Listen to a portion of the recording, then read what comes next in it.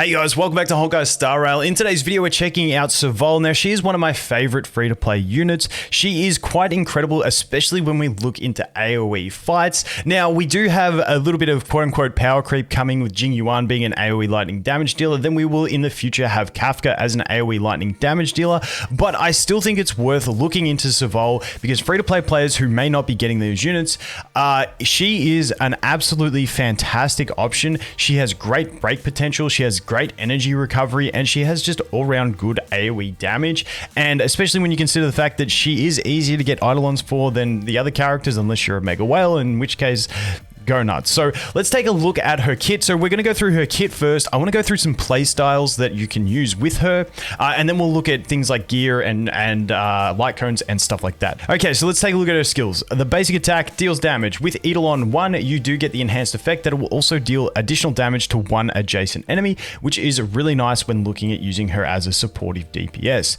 Then we have the skill. Skill's going to deal like high damage to a single target, and then lower damage to two adjacent enemies. Now, the way this breaks in the toughness bar is that the center enemy takes 2 break units, being twice as much as a basic attack, but the 2 adjacent enemies only take as much break as a basic attack. We also have the shock that is applied with this one, and we do have a trace which increases the chance of getting this shock. I just haven't got that one unlocked yet. Then we look at her ultimate. Her ultimate is going to deal some AoE damage. Now, every unit hit is going to take 2 break units of toughness shred, and it's going to extend the duration of shock. Now, the really cool thing about this ultimate is that it also extends the duration of the shock that gets applied when you break a unit. So if you're looking at, an enemy, you maybe break them first with Serval and get that shock dot, and then she can maintain that for the rest of the fight using her ultimate, and then you can look to break them with maybe physical or fire or something like that the rest of the time, so that you get multiple break effects rolling on the boss. Really cool factor that goes into that. Also, if we look at Eidolon level 4, she does get a 100% chance to apply shock with her ultimate to enemies that are not already shocked. So that's just a bit of a quality of life type, ease of use type 1. Then we look at her talent. After Serval attacks, deal additional lightning damage to a target, to all shocked enemies, sorry. So all shocked enemies are taking additional damage. Now, the really cool thing about this one is if we get her to Eidolon 2, which I will make another video going over a specific build that I love when she's at Eidolon 2, but when she hits an enemy that's shocked, she will generate 4 energy. Now, the one thing to note with this talent is that it doesn't proc on the turn you apply the shock. So let's say enemies do not have shock on them, you use her skill and apply shock. The talent does not proc that turn. They need to have shock on them before she attacks, and that applies to the additional damage and also to the energy regeneration. So that's where her technique comes into play, because you can use your technique going into battle, deal lightning damage, and apply that shock to the enemies, which gets your snowball rolling faster.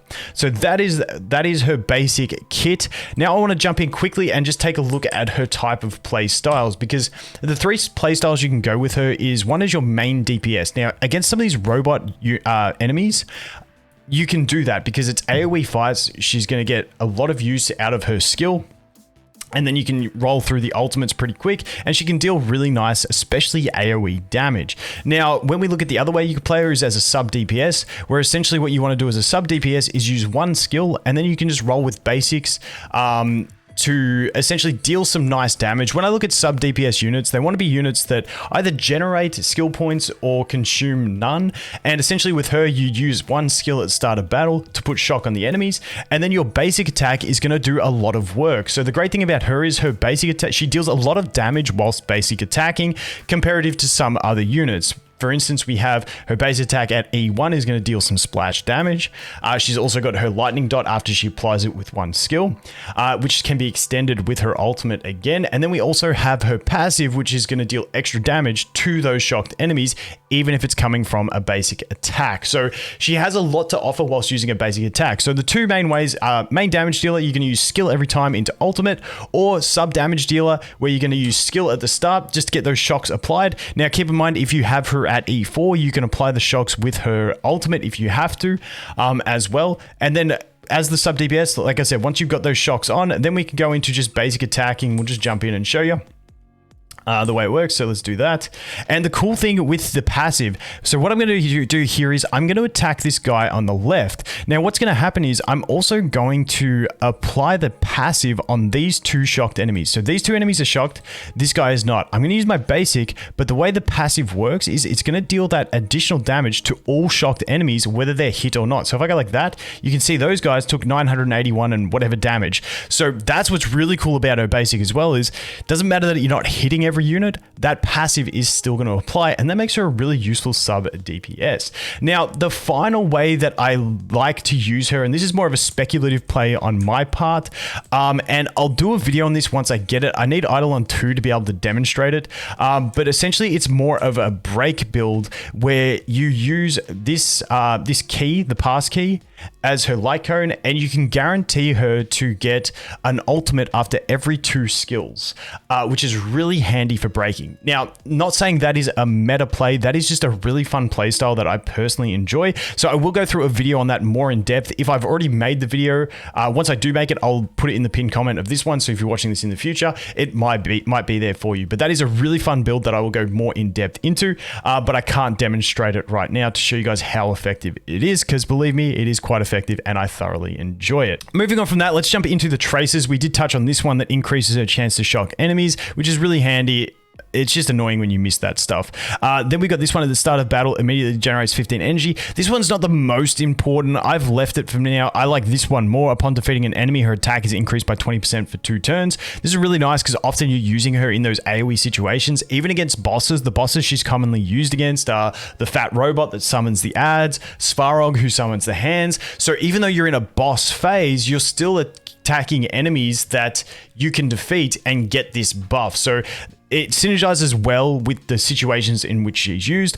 Also, because she does have the dot, attack is a really good stat on her, but she also does get a bunch of crit rate. I think it adds up to a bit more than 16% crit rate through all of her traces once you get there, which is pretty handy. Also gets some effect hit rate, and then we do have the resistance. So in general, she got pretty decent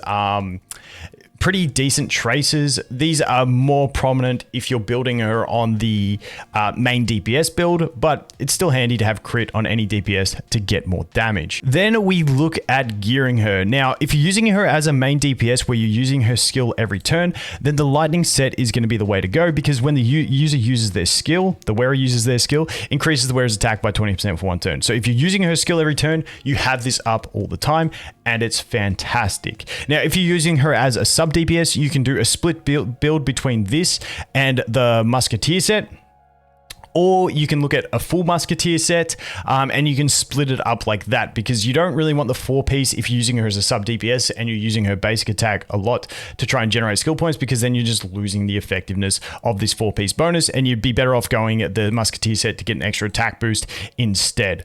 Now, then we look at the set for the planner ornaments. Now, ignore what I've got on her because I just don't have ideal sets, but the ideal set that I like using is going to be this one here, which is the Herta Space Station one, because it's going to just give you attack, you get your speed up, you get more attack. It's very basic, it's very simple. Now, if you're going for a break build, you can use some break effects sets as well. I just think this is a nice, safe play. Then when we look to stats on these ones, the main substats you're looking for, actually, you've got a lot of useful substats on Serval. You've got attack percent, you've got speed, you've got crit rate, you've got crit damage, and also effect hit rate, and also break effect if you're going for a break build. So there's 6 decent stats that you can roll for on her. That's for substats. When we look at main stats, chest, you're either looking at attack or crit rate, maybe really late endgame if you're using it as a main DPS and you've got so many crit rate subs, you can go for crit damage, but in general, attack or crit rate. For a sub DPS, I kind of like the attack because it means your dots are going to be doing more. I haven't run the math on it, so don't quote me on that. Attack, crit rate, both pretty safe. In general, I always like crit rate because I just like critting, but that's me. Then as we move over here into the boots, I prefer speed. I just don't have any speed boots for her at the moment, so I do have her on attack, but I really like her on speed no matter which build I'm doing. If I'm doing a break build, it means I'm getting turns faster to break faster. If I'm on a main DPS build, it means I'm using my abilities more, which means more damage. In general, it is more skill consumption, but in general, you can make a team that makes up for it. And as supportive DPS, you want speed because you're generating more skill points. So in general, I just like speed on her overall, but I don't have any, so that's why we've got that there. As we move into the planners, ideally you have attack on this one. I was having troubles with her being squishy, so I put this on. Oh, sorry, this one you either want attack or lightning damage. Lightning damage ideally, then attack. Like I said, I just don't have the greatest options at the moment. And for the rope, you can go with attack, or, you know, maybe something that I could experiment with would be something like energy regen and something like that. But in general, attack is a safe play over on these ones. Or you can roll for some break effect if you're looking at a break build specifically. But break builds are something I'm not 100% certain on. I'm going to have to do a lot of testing before I start recommending that. But a safe play over here is going to be the attack one over there. Then as we look into light cones, we have Before Dawn. Now, this is probably going to be one of your best ones that you can use. You're getting increased crit damage. You do have to be running her on the crit build, ideally if you're using this, and increases the skill and ultimate damage. So when you're looking at her as a main DPS, even as a breaker, you're just looking at going skill, skill, ultimate, skill, skill, ultimate, and that just increases all the damage you want. Now, we don't get to use the follow-up attacks, but in general, these two things are really nice for her. This one, I'm not a massive fan of this because you need to have those enemies on board. And sometimes with Serval, you're killing enemies and then moving on past that. So this one, good situationally, but not as splashably good in my opinion. I actually don't mind this one. This is the free-to-play one, so it's very easy to get this to Super Imposition 5. Through the whole memory shop and stuff like that. Increases the wearer's damage by 24% for every defeated enemy. Increases their attack by 8%, stacking up to 3 times. This doesn't have a time duration. If you do this on the first wave, it still lasts the rest of the battle. So the way you use her is normally going to be cleaving enemies in a first wave and then get onto the boss later.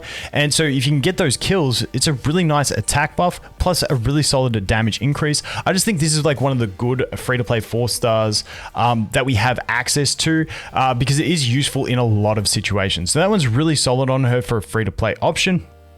And then, like I said, the other one that I do like is going to be the pass key, but that is for niche situations. I wouldn't just go splashing this around. I'm using it at the moment because I'm only using free light cones on my account, which means I only have access to this one and the 3 stars. But if I had to choose the 3-star, the pass key, generating 12 energy every time you use the skill can be really, really nice. And like I said, I'll do a whole video on this other build where you can guarantee yourself on a single target to use your ultimate every 2 skills. Works fantastic. It's so fine-tuned, it's not funny. Also, if we look into some of the paid 4 stars, honestly for me, I kind of like Before Dawn. Then depending on the situation, my second priority would be the Night in the Milky Way or the Seriousness of Breakfast. If you have it maxed out, then it becomes a lot better. So like, honestly, this one maxed out probably takes priority for me over Night in the Milky Way. So that would be Before Dawn 1, the Seriousness of Breakfast 2. If we had to look at the 4 stars, 2 that aren't too bad are these 2 here, in my opinion. After entering battle, increases the wearer's damage based on their max energy. Now, the problem with her is she only has 100 energy, so she's not going to get full effect out of this one. Not like something like QQ does with 140 max energy, but still, it's not bad. It's just straight buffs you can't complain with. This one each now has a role to play. Increases the wearer's attack by 16%, and then they get crit damage increased by 24% for 3 turns. When you defeat an enemy. Now, I feel like this one could be a bit better. If you had this one maxed and this one maxed, maybe the crit damage becomes more viable, but I just like the way this one stays the whole time and how easy it is to upgrade. So those are the sort of options. I'm not a massive fan of her signature one. Generates 20 immediately upon entering battle and increases ultimate damage by 32%. Even though she can ult really fast, it's just not as important and doesn't offer as much in my opinion. So like I said, Before Dawn, Seriousness of Breakfast, and then today is another day, another peaceful day, and Genius Repos. I have no idea if I pronounced those right. I kind of got scrambled in my head, so let's move on. As we move on to teams for Serval, now this one here is my standard early game team. It's safe. You got double defensive supports between March and your Trailblazer Fire. You got Natasha for the heals, and you got Serval as your main DPS. And normally for a lot of accounts, I recommend if you're free to play, you got no other units, you sub Serval out with Dan in situations where you you know, it's not AoE or you can't make use of her lightning damage. Then as we move on past that, we can go into this team, which is Serval with Dan. So you got double DPS, you got your defensive support in the Trailblazer Fire. In some situations, maybe March might be better than this. And then we have Natasha as well. Now, as we move on past that, you can also look to using an offensive support unit in here. Now, the only offensive support I have is Asta at the moment. However, you know, if you've got Ting Yun or something like that, or Pella in certain situations, can be really strong. Now, the thing that I do like about Pella is she gains energy when attacking a debuff target. Serval does apply those debuffs. Unfortunately, I just don't have a Pella to demonstrate it, but that is also a pretty decent synergy as well. And those are the basic teams I would look to. Now, we can go a bit more experimentational, but for basics, let's just leave it there. You got your defensive team for campaign playthroughs, easy winning, no dying. Then you've got your more offensive team where you can run double DPS or Serval with an offensive support, then a defensive support and a Natasha. And then if you go real crazy, you can actually swap your defensive support for other units. But in general, we're going to normally want to survive in that early game. And those are the basic teams for Serval. Like I said, as the game evolves, as we get further in, I will definitely experiment with more teams. So that pretty much sums up Serval. She's, like I said, a fantastic free-to-play unit. Yes, she will face power creep in the near future just due to Jing Yuan and also Kafka. But I still think she has her place. I honestly think the break build could become something she's very handy for, and especially for a bunch of those robot bosses that we have that just synergize to her playstyle where she always wants to be killing ads and stuff like that. And because the bosses she really shines in do summon a lot of ads, it's fantastic. On top of that, if we look at the simulated universe, she's great over there as well when we look at dot builds with something like Sampo as well when you follow the Nihility path, plus just a good general damage dealer overall in the simulated universe. But like I said, she is one of my favorite free-to-play units. I think her design is great. Her playstyle is really fun to me. Like I said, I will do another video with an E2 one once I do get there, because I think that is one of the funnest builds I've played of any character in the game. And I definitely think it's worth giving a try, even if it's not the most meta build, but she can break super hard, especially in AoE situations against this fat robot or against Svarog as well. But anyway, guys, that is it for Serval. Let me know what other free-to-play units you guys want me to cover. I will eventually get through them all, but I want to do the ones you want to see first. So thanks for watching. Hope you have an awesome day, and I look forward to seeing the next one. Cheers.